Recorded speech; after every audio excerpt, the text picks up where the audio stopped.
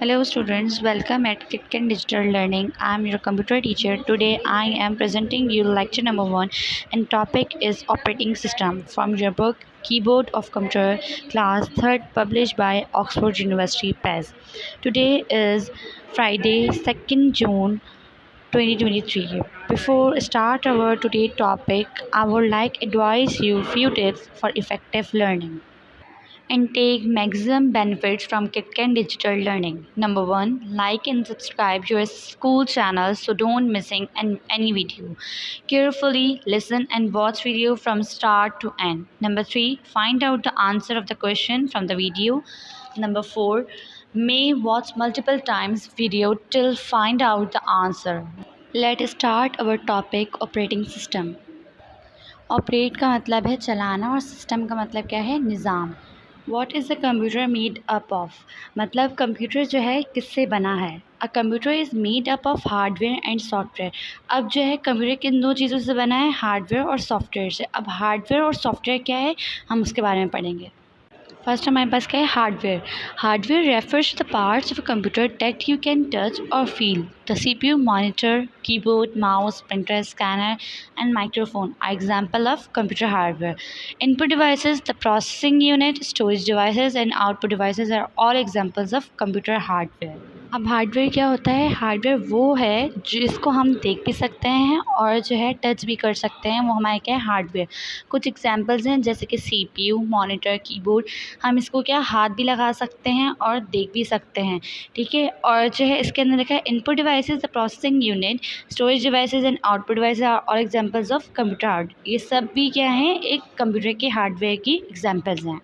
अब हम बात करेंगे सॉफ्टवेयर की. Software refers to a set of program, a set of instruction given to a computer that perform some task in a computer. Some of the popular software are MS Window, MS Office, KTurtle, Adobe Flash, Adobe Photoshop. When you start your computer, the operating system software also start with it. अब software वो है जिसको हम देख तो सकते हैं लेकिन टच नहीं कर सकते, वो हमारे क्या सॉफ्टवेयर्स होते हैं. कंप्यूटर की वो चीज़ जिसको जो है हम देख पाएँ लेकिन टच ना कर पाएँ, वो क्या है हमारे सॉफ्टवेयर. जैसे कि MS ऑफिस हो गया, KTurtle हो गया, Adobe flash, Adobe Photoshop, MS window, ये सब क्या है हमारे सॉफ्टवेयर्स हैं.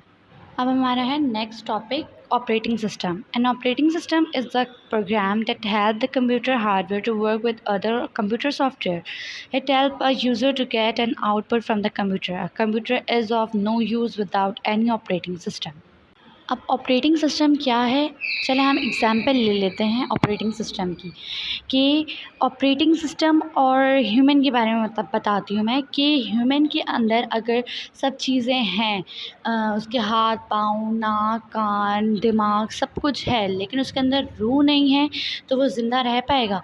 अब इसी के अंदर कंप्यूटर के अंदर सब चीज़ें हैं, कीबोर्ड, माउस, प्रिंटर, स्कैनर सब कुछ है, स्पीकर वगैरह सब कुछ है, लेकिन इसके अंदर ऑपरेटिंग सिस्टम नहीं है जिससे ये कंप्यूटर चलता है. तो हमारा ऑपरेटिंग सिस्टम जब नहीं होगा तो हमारा कंप्यूटर चलेगा या नहीं चलेगा, नहीं चलेगा, बिल्कुल भी नहीं चलेगा. अब यहाँ पिक्चर में देखें एग्जाम्पल दी हुई है कि कीबोर्ड जो है और CPU और मॉनिटर. अब कीबोर्ड से क्या हम इनपुट देते हैं, कुछ भी हम टाइप करके देंगे कंप्यूटर को, मतलब जाके वो प्रोसेस होगा, वो समझेगा पहले कि क्या इसने लिखा है, उसके बाद हमारे पास आउटपुट दिखाएगा कि हमने ये अगर कोई नाम अपना आप लोग लिखें, ठीक है, उसके बाद आप वो टाइप करके दें और इनपुट देने के बाद आप CPU के अंदर वो प्रोसेस होगा, उसके बाद आपका नाम कंप्यूटर की स्क्रीन पे वो आपका नाम आउटपुट के तौर पे शो करवा देगा.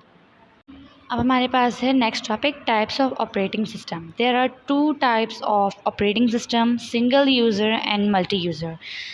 Number 1, single user operating system. A single user operating system allows only one user to work on it at a time. A few examples are Windows XP, Mac OS, Windows 7, Windows 8, etc. Single user operating system are usually meant for home use. अब single user क्या होता है, single user operating system वो होता है कि एक time पे एक बंदा ही यूज़ कर सके, मतलब यूज़र जो होते हैं हम इंसान को कहते हैं, ठीक है। और जो है ये ज़्यादातर होम यूज़ के लिए ऑपरेटिंग सिस्टम यूज़ किया जाता है, क्योंकि इसके अंदर देखें, अगर आपके घर पे कोई पर्सनल कंप्यूटर रखा हुआ है, उसके अंदर जो ऑपरेटिंग सिस्टम है आप लोग कौन सी करेंगे, सिंगल यूज़र की। जैसे कि आप देख रहे हैं विंडोज़ 7, विंडो 8 और ये एक्सपी, ये आप लोग के क्या, ये ऑपरेटिंग सिस्टम ये आप लोग के हुए होते हैं आप लोग के पीसीज़ में। अब हमारे पास क्या है, second, multi user operating system. A multi user operating system allows many people to use the same computer at the same time or at different times. Therefore, this main computer is attached to many other computer. A few examples of such an operating system are Windows Server 12, Linux, etc. Multi-user operating system are used in offices and big organizations like hospitals and railway stations. Multi user क्या होता है, बहुत सारे लोगों को, मतलब जो है बहुत सारे कंप्यूटर को क्या हैंडल कर रहा होता है। ये क्या है, एक नेटवर्क के ऊपर काम हो रहा होता है। अब आगे आप लोग क्लासेस में जाएंगे तो नेटवर्क के बारे में पढ़ेंगे, लेकिन बस थोड़ा बहुत जो इसके बारे में समझाना था वो यही था कि ये एक नेटवर्क के ऊपर काम करता है, मल्टी यूज़र ऑपरेटिंग सिस्टम। अब मल्टी यूज़र ये होता है कि एक इसका मेन जो है ना ऑपरेटिंग सिस्टम होता है जो सारे कंप्यूटर को क्या चला रहा होता है। जो भी काम हो रहे होते हैं वो जो है मेन जो है कंप्यूटर को पता होता है कि वो क्या काम कर रहा है, कोई भी हमें चीज़ इधर से उधर करनी है वो सारी क्या एक हमारे मेन कंप्यूटर को पता होता है, जो मल्टी यूज़र ऑपरेटिंग सिस्टम होता है।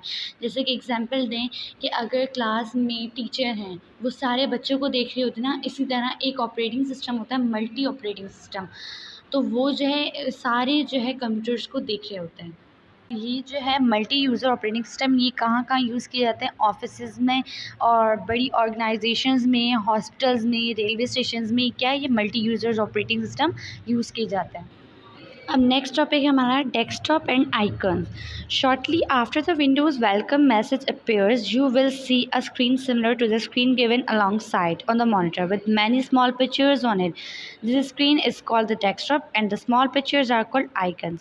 मतलब क्या, जो जैसे ही हम जो है अपना कंप्यूटर ओपन करते हैं तो वो जो हमारे पास जो है स्क्रीन खुलती है तो एक बैकग्राउंड आता है, वो हमारा क्या होता है, हमारा डेस्कटॉप होता है, और उसके ऊपर छोटी छोटी पिक्चर्स होती हैं, इमेजेस होते हैं, हम उसको क्या कहते हैं, आइकन्स। अब हमारा नेक्स्ट टॉपिक है icons on the desktop. Icons on desktop may represent a file, a folder और अ प्रोग्राम और software. Bye double clicking these icons you can open them. अब इसके अंदर क्या आइकन्स के बारे में बता रहे हैं कि उसकी जो है 3 टाइप्स होती हैं। कौन कौन सी होती है, फाइल, फोल्डर, प्रोग्राम। अब इसके अंदर 3 पिक्चर्स दी हुई हैं कि फर्स्ट वाली जो मैजिक वर्ल्ड है वो एक फ़ाइल है। फोल्डर क्या होता है, फाइल्स का कलेक्शन होता है, ठीक है, कि बहुत सारी फाइल्स उसके अंदर रख देंगे, हमारा क्या फोल्डर बन जाएगा। और जो प्रोग्राम होता है वो जैसे ये वर्ड का प्रोग्राम है जिससे हमारा मतलब जो है वर्ड चलता है, उसके अंदर सारा जो काम होता है जो हम डाउनलोड करते हैं, जो सॉफ्टवेयर डाउनलोड करते हैं वो क्या हमारा प्रोग्राम है, वो भी आइकन्स में ही शो करवाते हैं। अब है हमारा टॉपिक फाइल्स एंड फोल्डर्स।